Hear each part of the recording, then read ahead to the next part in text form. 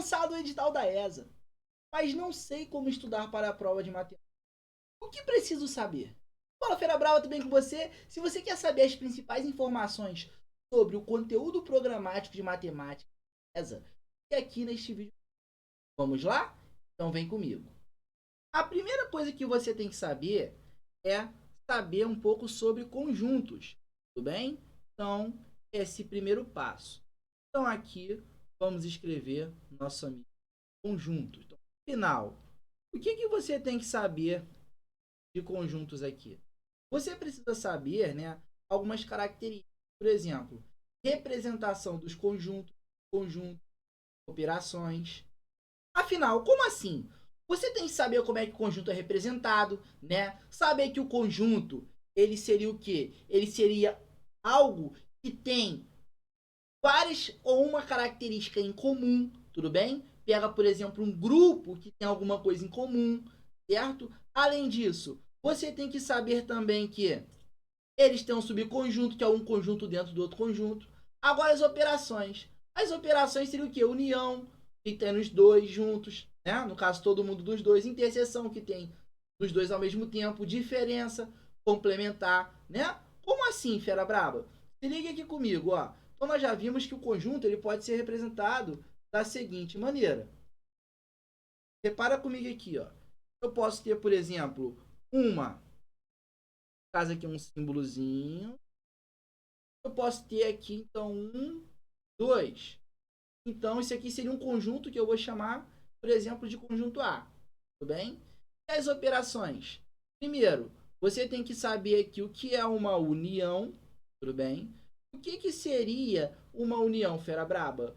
União, primeiramente, você tem que saber que ela tem um símbolo. Que símbolo é esse? É um U.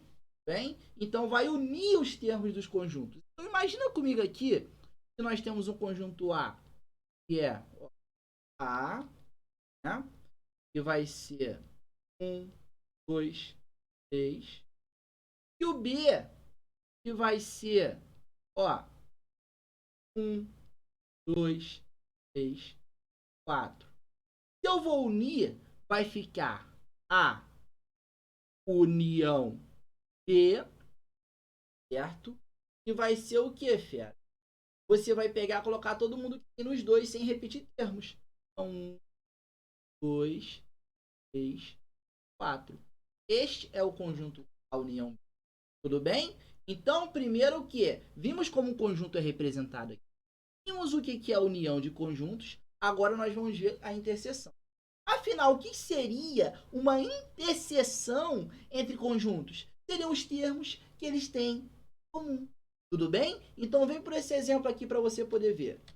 Então, você vai ter aqui então a interseção. Tudo certo? Então, vou colocar aqui para você. Cujo símbolo da interseção seria, no caso, esse aqui, meio que umzinho de cabeça para baixo.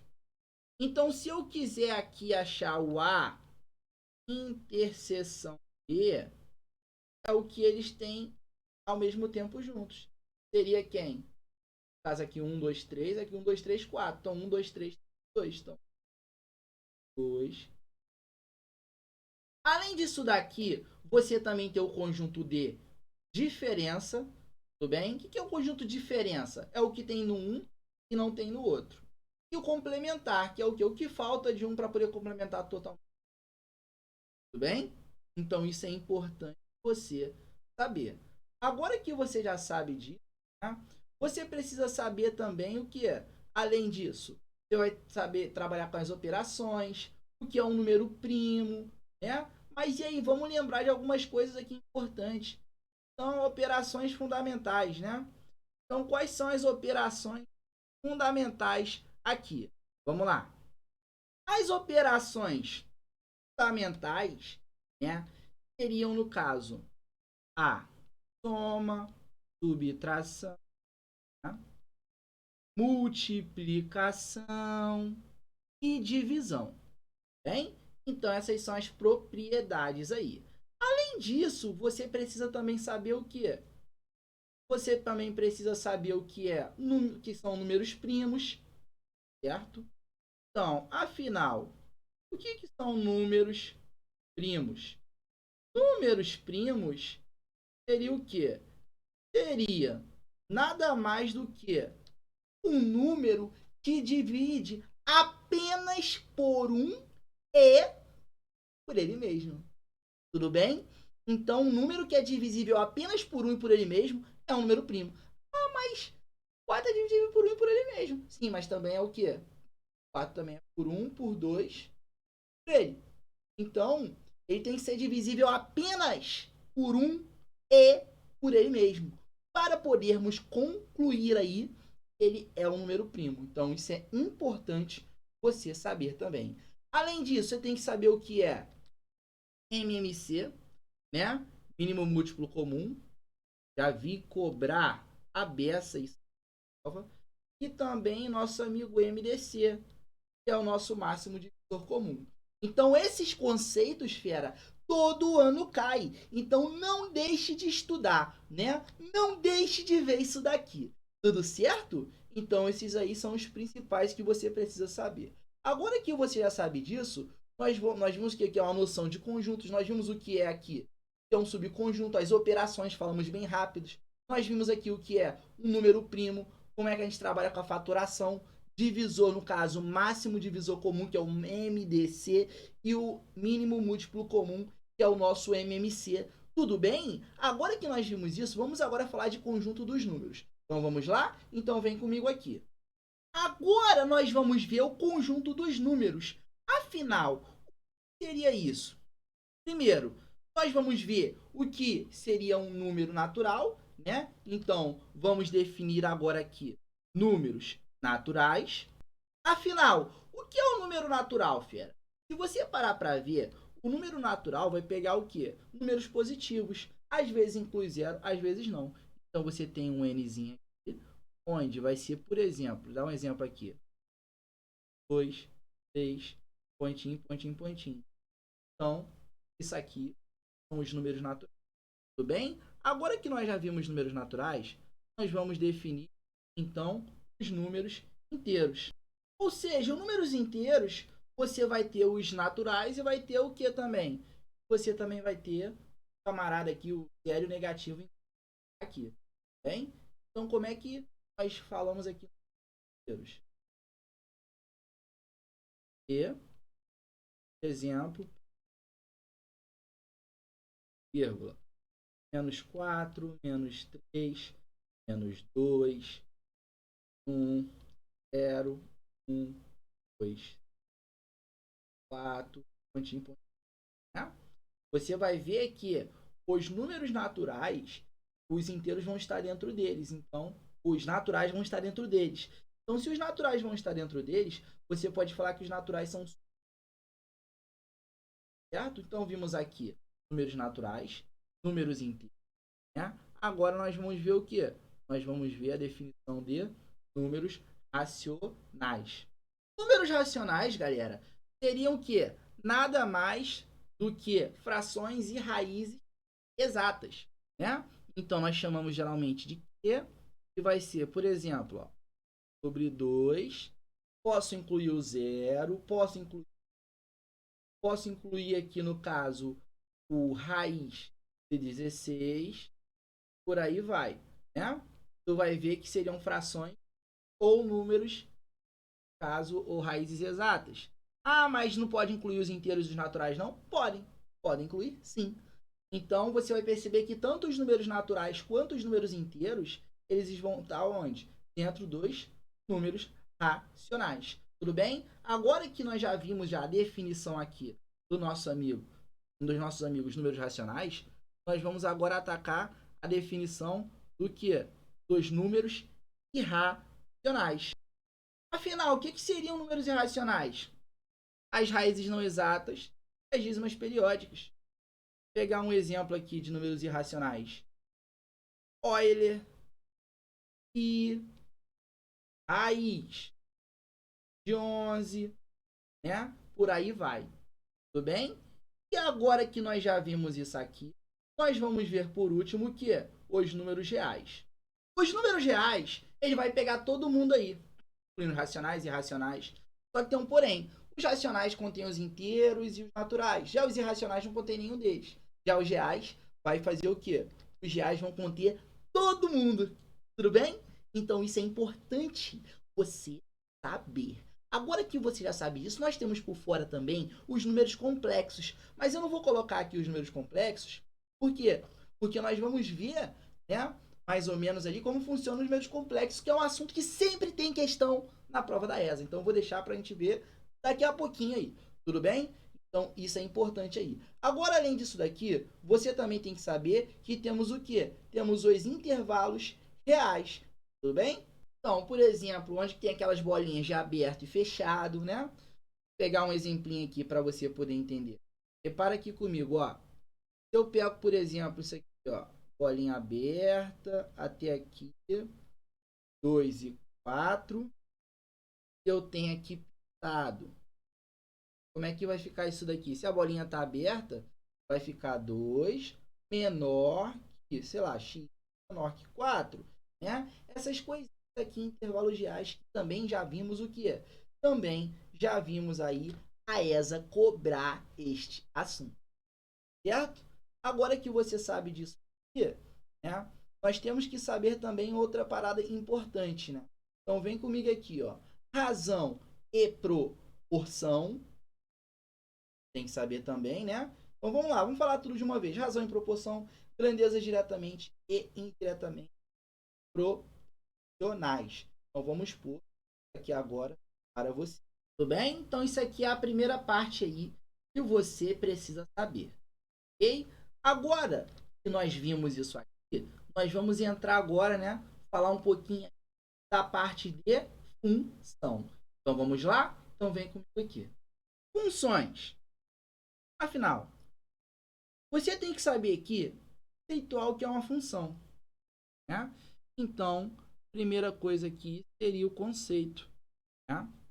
Então, quando você for trabalhar com o conceito de uma função, você vai perceber que ela vai ter o quê? Você vai ter aqui, por exemplo, uma função de um valor que vai ser elevado a um outro cara aqui, né? Aqui no seria, por exemplo, A elevado a A, onde você vai ter o termo dependente, né? Que é esse parada aqui. E aqui nós vamos ter nosso amigo termo dependente. Por que termo dependente? Porque ele vai depender do valor que está aqui, né? Então vamos colocar aqui termo dependente. Agora que você já tem essa definição, né, do conceito, se você vê o que é uma função, você vai ter aqui, para a gente falar, o domínio, que é mega importante, o contradomínio, que também é mega importante, e por último, a imagem, que também é mega importante, certo? Então você tem esses três camaradas, né, para poder trabalhar aí em cima, né? Então o domínio vão ser todos os valores que a função pode assumir. O contradomínio seria o que os valores que vão poder chegar nela. E a imagem o que vai levar um cara ao outro. Um exemplo aqui para você ver. Pensa comigo, ó.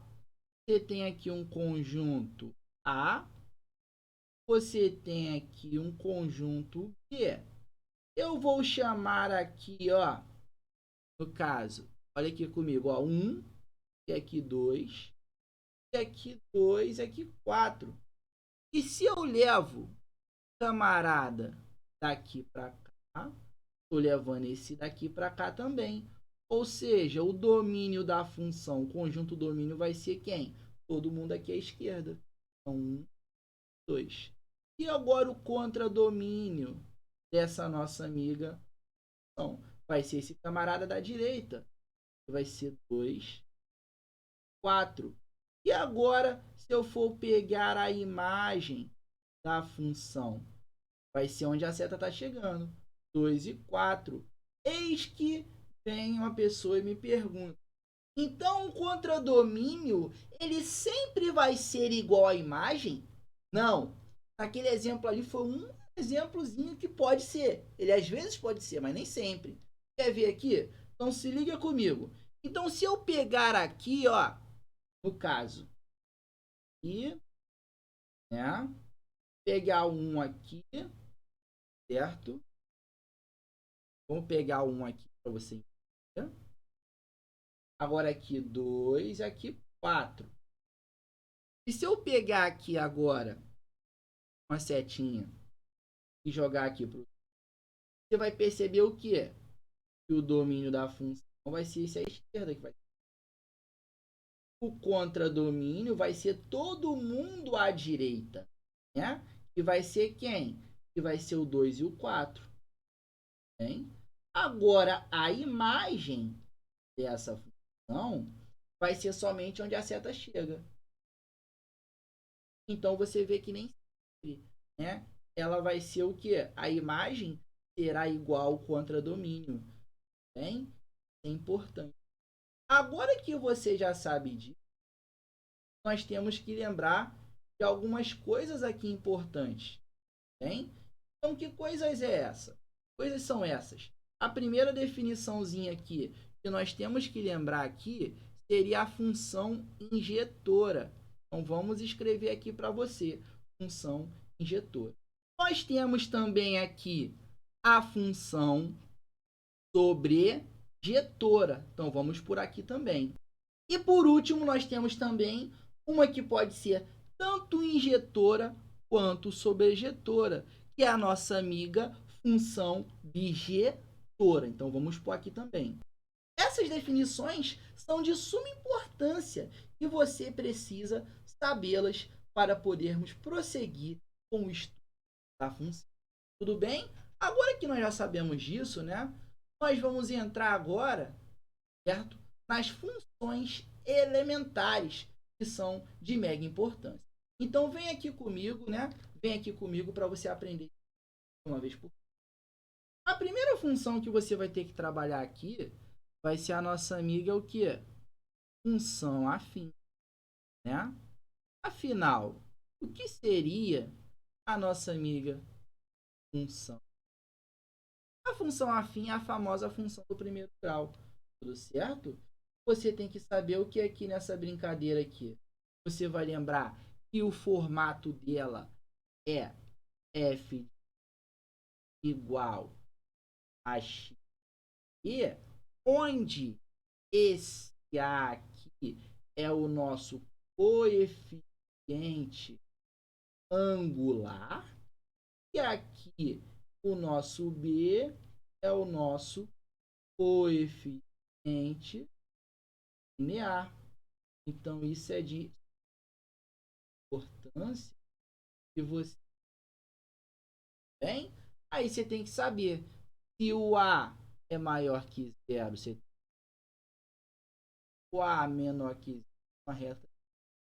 E se você igualar aqui essa nossa amiga função f de zero, você vai conseguir descobrir o famoso zero ou raiz da função. Então vamos pôr isso aqui para você. Então, chegamos aqui no nosso amigo zero ou raiz da função. Agora que nós vimos isso aqui, nós vamos entrar na nossa amiga função quadrática.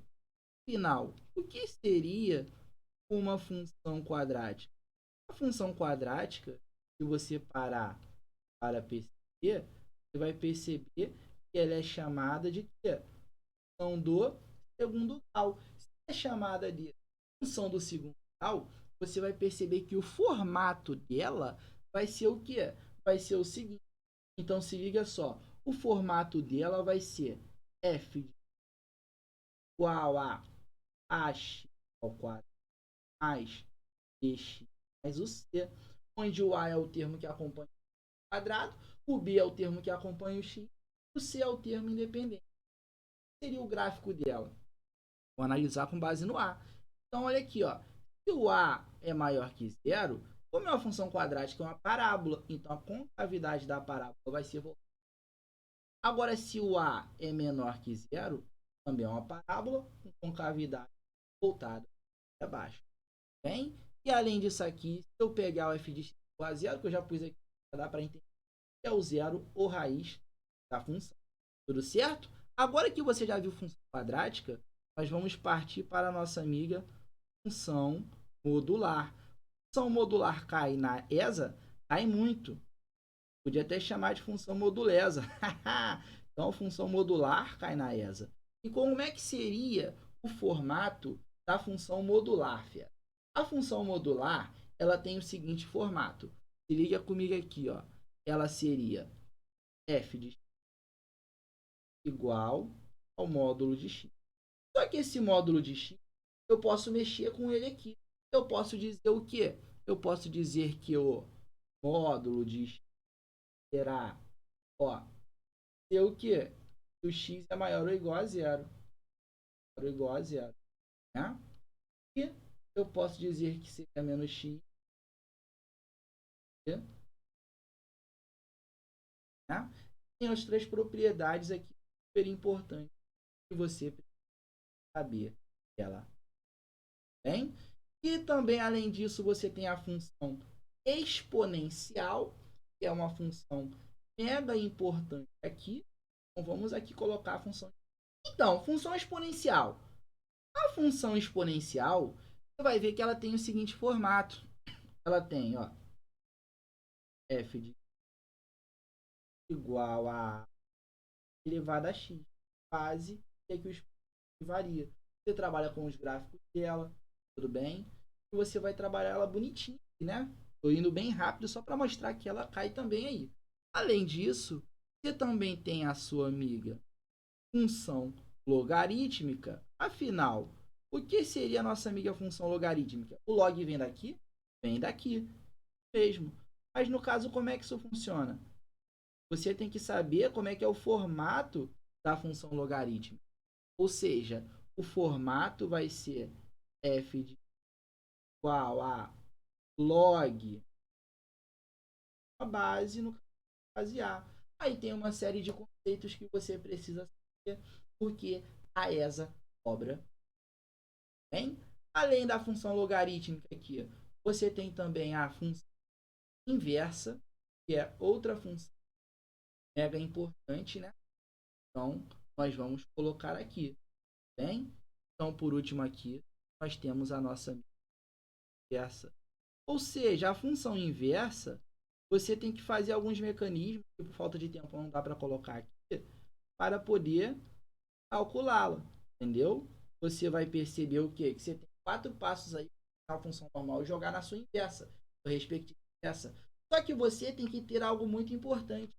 Nem toda função você consegue jogar na sua inversa. Isso é mega importante para você. Tudo bem? Então, essas são aí as funções, né, mais importantes. Agora que nós vimos isso, vamos falar de alguns detalhes muito importantes aqui da matéria de trigonometria, que também certamente aparecerá na sua prova da ESA.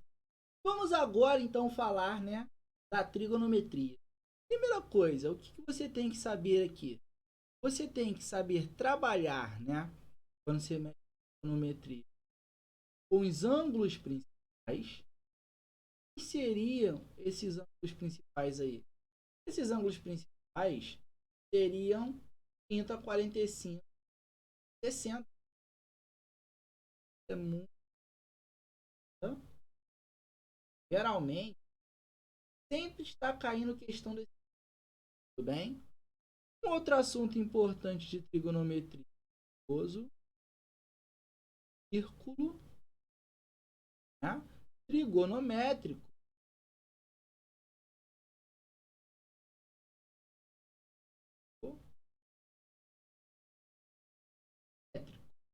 Certo? Esta aqui é uma outra característica, né? Além do círculo trigonométrico. Bem, nós temos também a equação fundamental da trigonometria. Vamos pôr isso aqui também.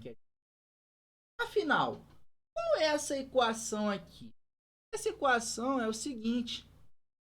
Seno ao quadrado do ângulo θ mais cosseno ao quadrado do ângulo igual a 1 ao quadrado, que é o próprio 1. Bem? Então você tem essa daqui também, além dos ângulos principais, do círculo simétrico, né? A equação fundamental da simetria. Bem?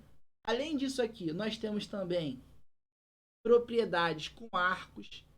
Bem? Isso aqui é mega importante. Né? Então vamos colocar aqui propriedades com arcos. Equações e inequações trigonométricas, bem? E também a lei dos senos e lei dos cossenos, né? São assuntos importantíssimos da trigonometria que você precisa saber aí para a sua prova. Tudo certo? Agora que nós já vimos aqui um pouco do que você precisa de trigonometria, vamos lembrar algumas outras coisas também.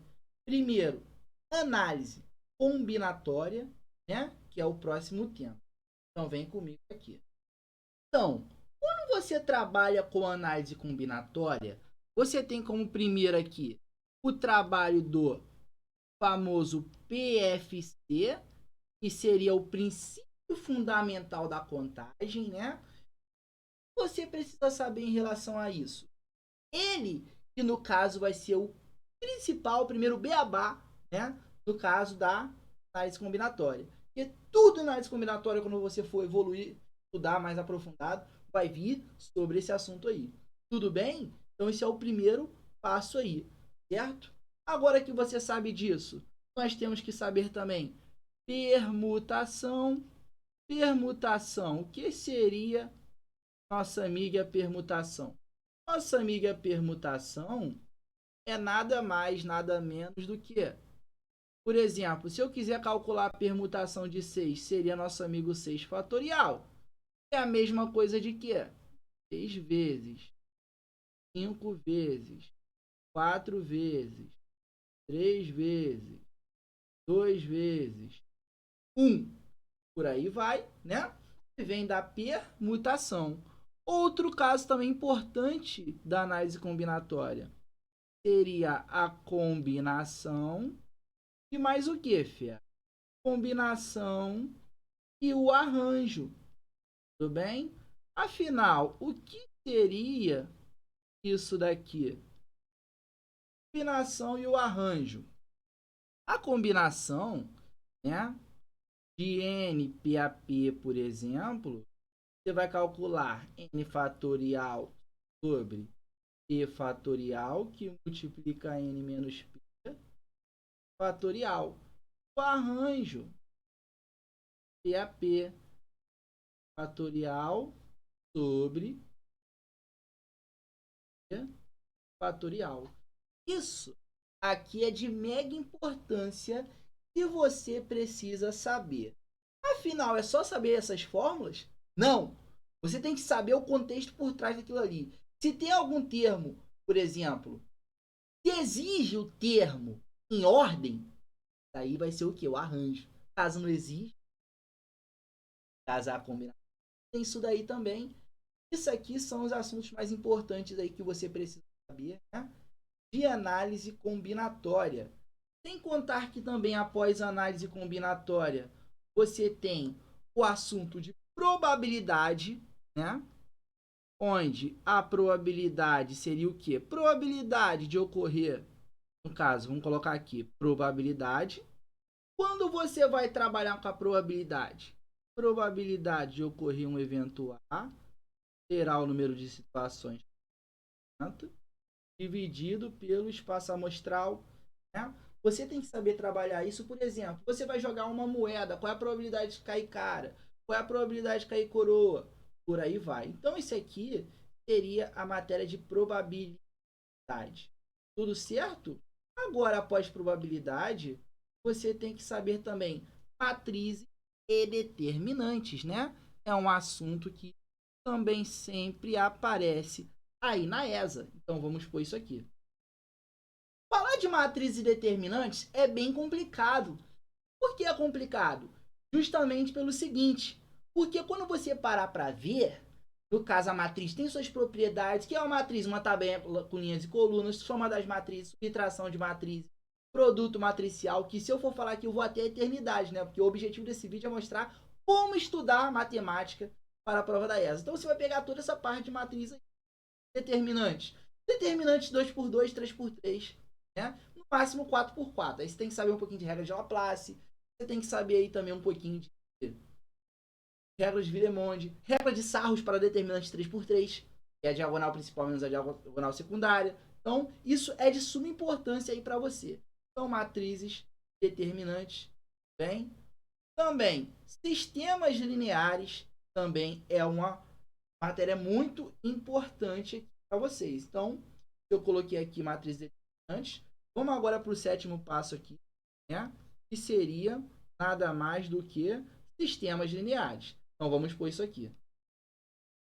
Então, o que seriam sistemas lineares? Sistemas lineares, na verdade, você vai ter o quê?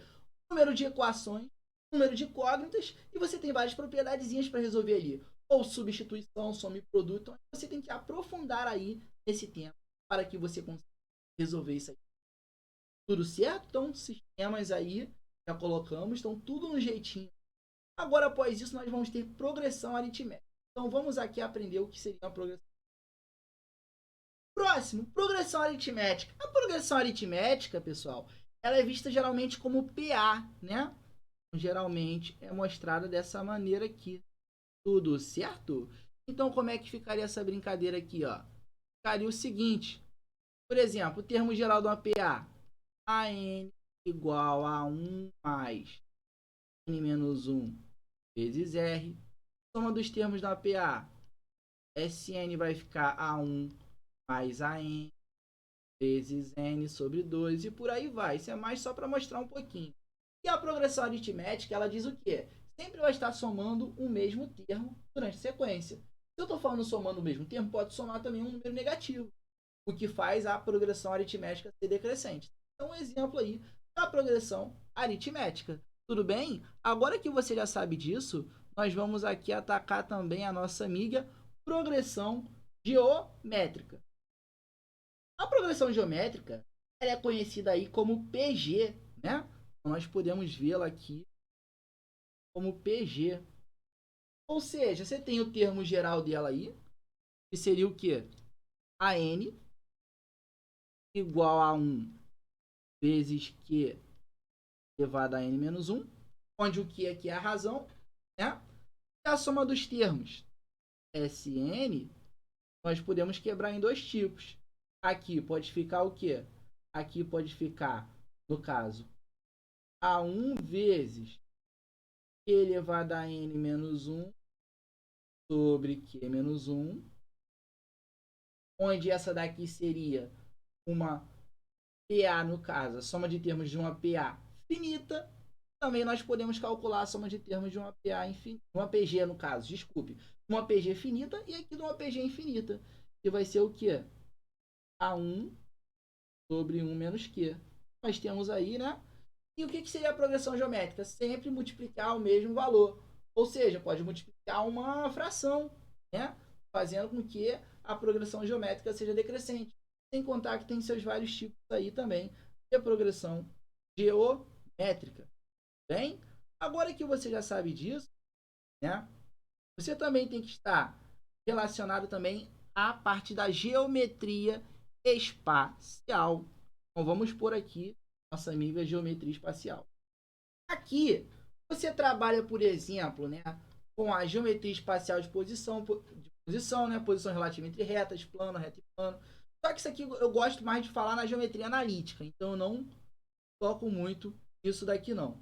Deixo mais para a geometria analítica, tá bem? Eu na geometria espacial já jogo direto, né? No caso, prisma, pirâmide, cilindro, cone, esfera, né? Que seriam o quê? O estudo dos sólidos geométricos. Então, quando eu falo da geometria espacial, eu já levo diretamente ao estudo dos sólidos. Ou seja, sólidos geométricos cai na prova da ESA direto. toda prova tem questão de sólidos geométricos. Então, quais seriam esses sólidos geométricos aqui que eu estou falando para você? Então, seria, vamos lembrar aqui um por um, cubo, né? Paralelepípedo,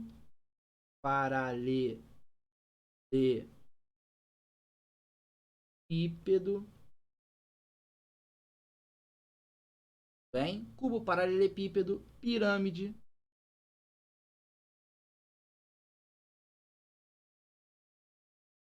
cone, cilindro, esfera. Então, esses aqui são os sólidos geométricos aí, né? Que você precisa saber. Tudo bem? Agora, após isso, né?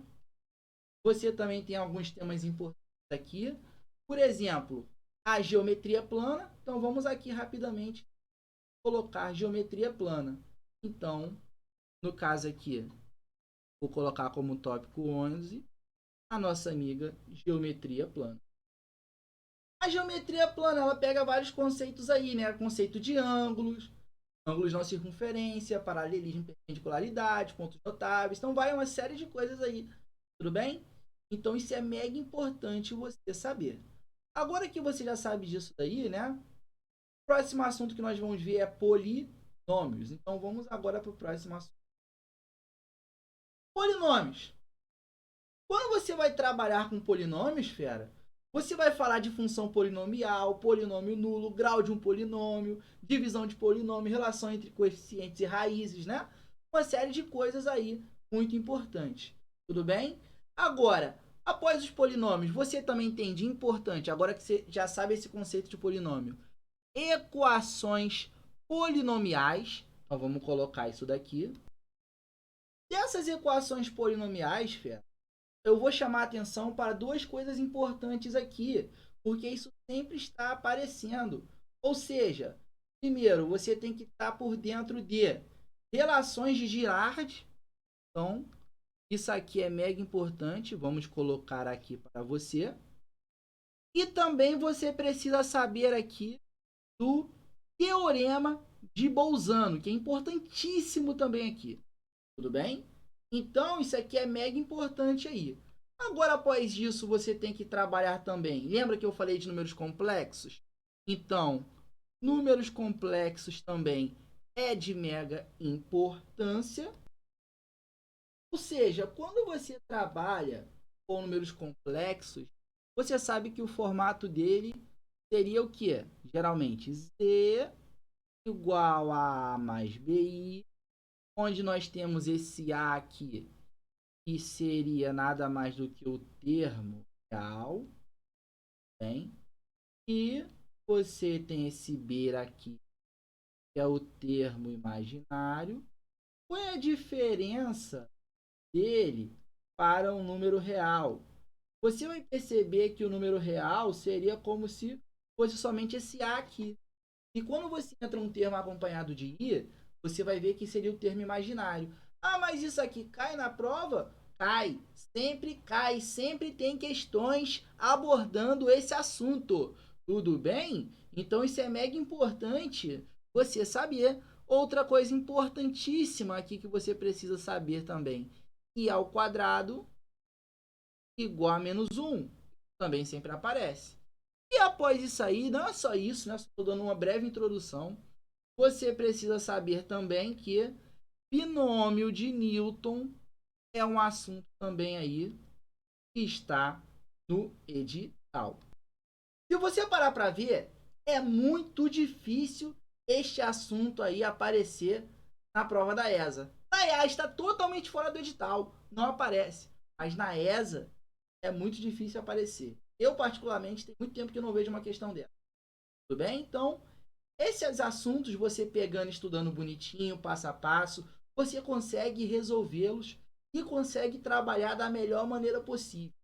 Inclusive, eu tenho uma playlist que foram de lives anteriores focadas na matemática da ESA, que eu trabalho passo a passo cada um desses aqui. Você quer saber mais? Então se liga comigo. Quando eu fizer esse post aqui, né? No caso, subir nesse vídeo aqui, você vai perceber que aqui na descrição do vídeo eu vou deixar isso aqui para você. Então, se você seguir esse passo a passo que eu tô te dando, você consegue os 14 acertos de matemática. Eu falo isso porque várias pessoas já seguiram e acertaram isso daí. Tudo bem? E aí, Fera Brava, gostou? Então já deixa o like, se inscreva no canal para que possa ser notificado de qualquer vídeo live que formos lançar aqui. Geralmente os vídeos nós lançamos aí às terças e quintas, né? E geralmente, de vez em quando, nós fazemos algumas lives aí também. Conto com vocês, vamos para cima, rumo ao seu objetivo.